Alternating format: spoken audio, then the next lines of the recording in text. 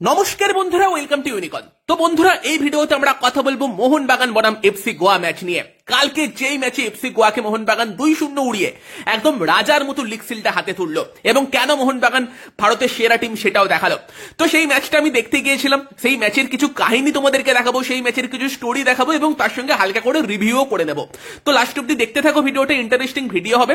এই যে ম্যাচের একদম শুরুর ঘটনা, আমি যখন খেলা দেখতে গেলাম দেখলাম এফসি গোয়ার তোমার টিম বাস ফার্স্টে ঢুকলো, এরপর মোহনবাগানেরও টিম বাস আছে এবং সেটা আমি ইনস্টাগ্রামে স্টোরিও দিয়েছিলাম। তো এরপর মোহনবাগানের টিম বাস ঢোকে দেখতে পাচ্ছ এবং এইদিকে কিন্তু তোমার মলিনা ছিল, গ্রেগ স্টুয়ার্ট ছিল, আলবার্তো রড্রিগেজ ছিল, আসিফ কুরুনিয়ান ছিল আমাদের সাইডে। তো এগুলো তোমরা দেখে নিয়েছিলে যারা ইনস্টাগ্রামে আছো। বাকি তো দিন খেলা দেখতে ঢুকে গেলাম 6:30 নাগাদ এবং তখনও স্টেডিয়ামে মানে লোকজন আসছে, আস্তে আস্তে গিয়ে একটা লিগ ফিল্ডের ফটোও তুলে নিলাম, সামনে বসানো ছিল এবং দেন আস্তে আস্তে প্লেয়াররা প্র্যাকটিস করতে বেরোলো। তো এখানে দেখতেই পাচ্ছ যে মোহনবাগান প্লেয়াররা বেরোচ্ছে, তার আগে যদিও বিশাল কাইত, ধীরাজ সিং তারা প্র্যাকটিস করতে বেরিয়ে পড়েছিল এবং আস্তে আস্তে মোহনবাগান প্লেয়াররা প্র্যাকটিস করতে শুরু করে এবং এইদিকে চোখ গেল, প্লেইং 11টা দেখতে পাইনি তখনো পর্যন্ত, তবে এইদিকে যে প্লেয়ারগুলো ট্রেনিং করছিল সেগুলো দেখে বুঝে গেলাম যে মোহনবাগানের প্লেইং 11 কি হয়েছে। মানে যারা প্রথম একাদশের প্লেয়ার ছিল তোমার ধীরাজ ছাড়া বাকি সবাই এইদিকে ছিল, আর সাবস্টিটিউট প্লেয়াররা উল্টো দিকে তোমার ট্রেনিং করছিল।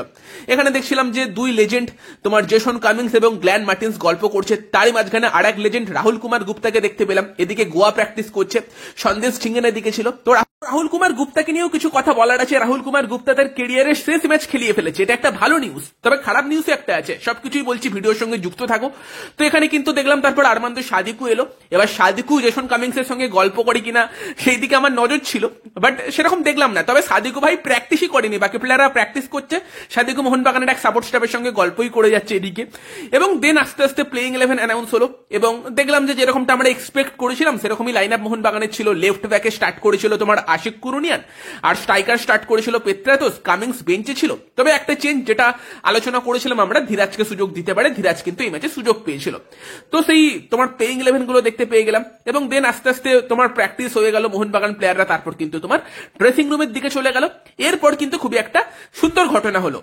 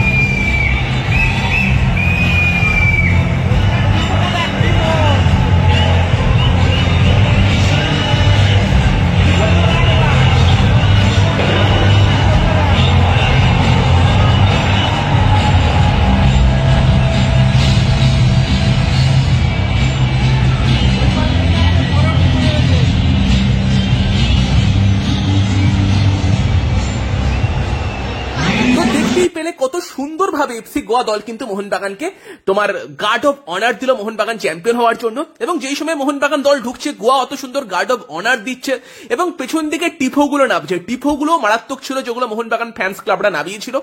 মানে অসাধারণ একটা মুহূর্ত ছিল, গুজবাম্প আসছিল মাঠের মধ্যে, দারুণ দারুণ মোমেন্টটা দারুণ ছিল। এবং দেন তোমার জাতীয় সঙ্গীত হলো এবং জাতীয় সঙ্গীতের পর খেলা শুরু হয়ে গেল।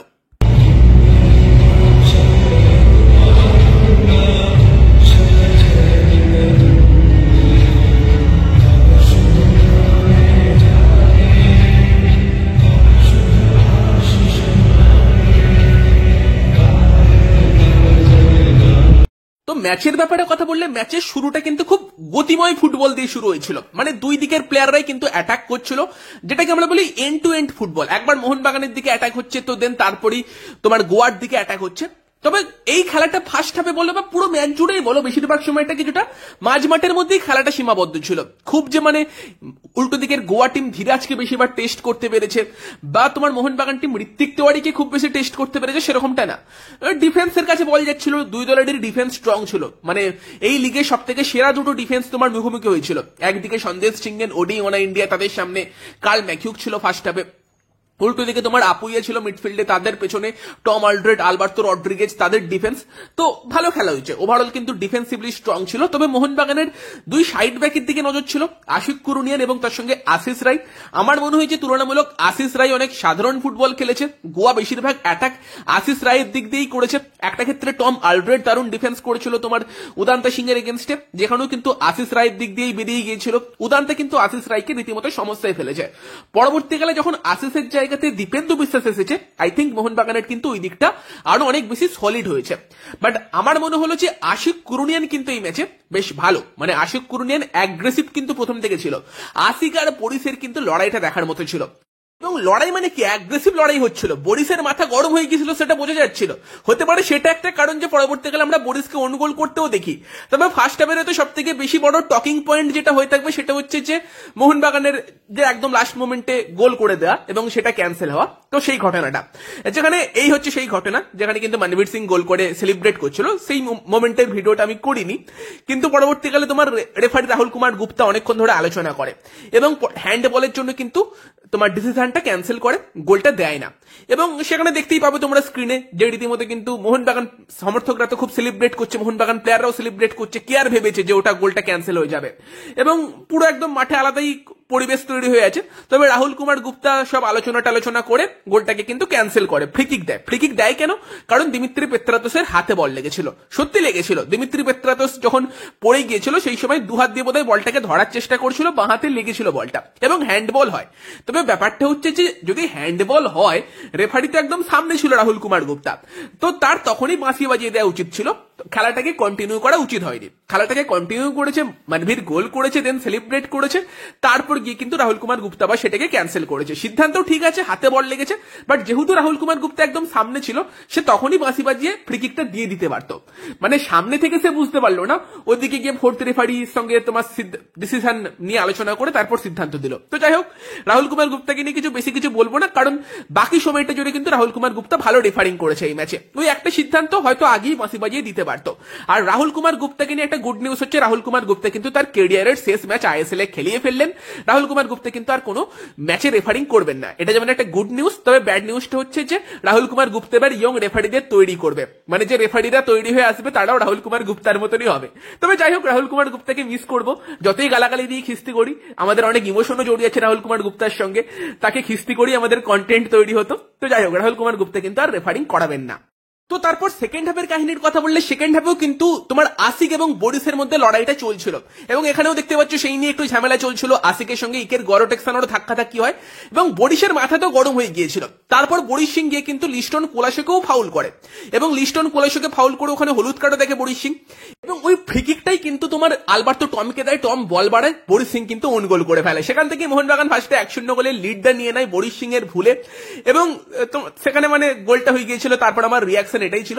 এবং তারপর কিন্তু আশিকের সঙ্গে ইকের গরোটেক্সানোর একটুখানি ঝামেলা হয়, কোনুই চালায়, আশিক হলুদ কার্ড দেখে, এবং সেখানে দেখবে আলবার্তো রড্রিগেজ এত উত্তেজিত হয়ে আছে, বলটাকে পাঠিয়ে দেয় গ্যালারিতে। আলবার্তোকেও হলুদ কার্ড দেখানো হয়। তোমরা হয়তো অনেকে ভাবতে পারো, টিভিতে হয়তো দেখাইনি, আমি জানি না দেখিয়েছি কিনা, যে আলবার্তো কেন হলুদ কার্ড দেখেছে, এই জন্য যে আশিক কোনুই চালিয়েছিল, সেই সময় একটু ঝামেলা হচ্ছিল।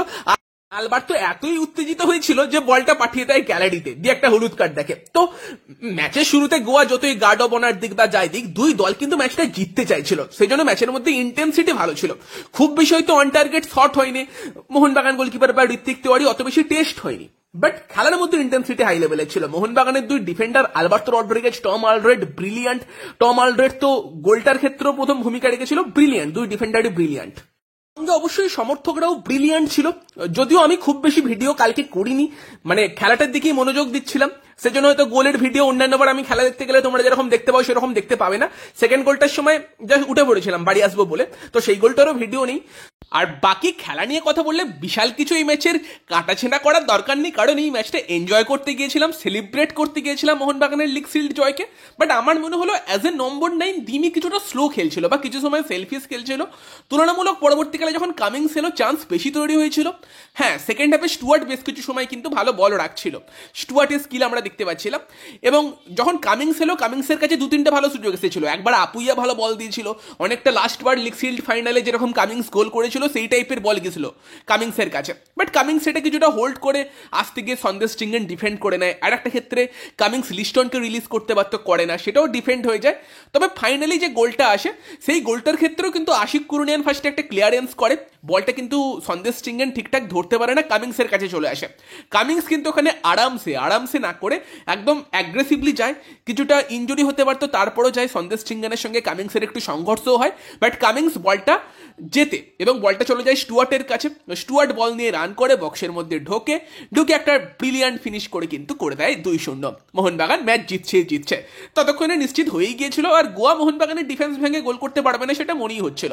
তবে স্টুয়ার্টের গোলটা কিন্তু অবশ্যই চেরি অন দ্য টপ যেটাকে আমরা বলি, কারণ হ্যাঁ অবভিয়াসলি গোয়ার ওন গোলে জিতে গেলে মজা কেন আসবে না, মজা তো আসবেই। মোহনবাগান ডিফেন্সিভলি এতটা স্ট্রং, যেই গোয়া প্রত্যেকটা ম্যাচে গোল করেছে সেই গোয়াকে আটকে দিয়েছে। ঘরের মাঠে মোহনবাগান এই মরশুম সব ম্যাচ জিতেছে, শুধু ফার্স্ট ম্যাচটা মুম্বাইয়ের কাছে যেটা 2-0 এগিয়ে গিয়ে 2-2 ড্র হয়েছিল, শুধু একটা ড্র। ঘরের মাঠে এরকম রেকর্ড, এমনি মোহনবাগানকে ভারতীয় ফুটবলের রাজা বলা হচ্ছে না, রাজার মতোই মোহনবাগান জিতলো এবং স্টুয়ার্টের গোলটা সেই জয় নিশ্চিত করলো মোহনবাগানের। 2-0 মোহনবাগান জিতলো, ইতিহাস গড়লো, প্রথম টিম হিসেবে আইএসএল এ কিন্তু পরপর দুবার লিগ শিল্ড জিতলো। লাস্টবার মোহনবাগান লিগ শিল্ড জিতেছিল, কাপটা আসেনি। এই বছর এইরকম ফুটবল খেললে শিল্ডের পাশাপাশি কাপটাও চলে আসা উচিত। ব্রিলিয়ান্ট, কালকে সমর্থকরাও ব্রিলিয়ান্ট ছিল, সব মিলিয়ে কিন্তু অসাধারণ একটা ম্যাচ। এবং গোয়াও ভালো লড়াই করেছে, বাট মোহনবাগান ডিফেন্সের কাছে গোয়ার ফরওয়ার্ডরা পাত্তাই পায়নি। মোহনবাগান ডিফেন্স ভাই আলাদা লেভেলের ডিফেন্স, এবং গোয়াকেও আটকে দিল মোহনবাগান ডিফেন্স, এবং তার সঙ্গে সঙ্গে 2-0 জিতে লিগ শিল্ড ঘরে তুললো মোহনবাগান। তোমরা জানিও কালকে যারা খেলা দেখতে গিয়েছিলে কেমন লাগলো স্টেডিয়ামের অ্যাটমসফিয়ার, বা খেলা যারা কালকে দেখেছো কিরকম খেলা দেখতে লাগলো কমেন্টে অবশ্যই জানিও। ভিডিওটা ভালো লাগলে ভিডিওটাকে লাইক করে দিও, শেয়ার করে দিও। আমাদের চ্যানেলে প্রথমবার এলে আমাদের চ্যানেলটিকে সাবস্ক্রাইব করে তার পাশের বেল আইকনটাকে অন করে দিও। তো চলো গাইস, এই ভিডিওতে এই পর্যন্তই, বাই বাই।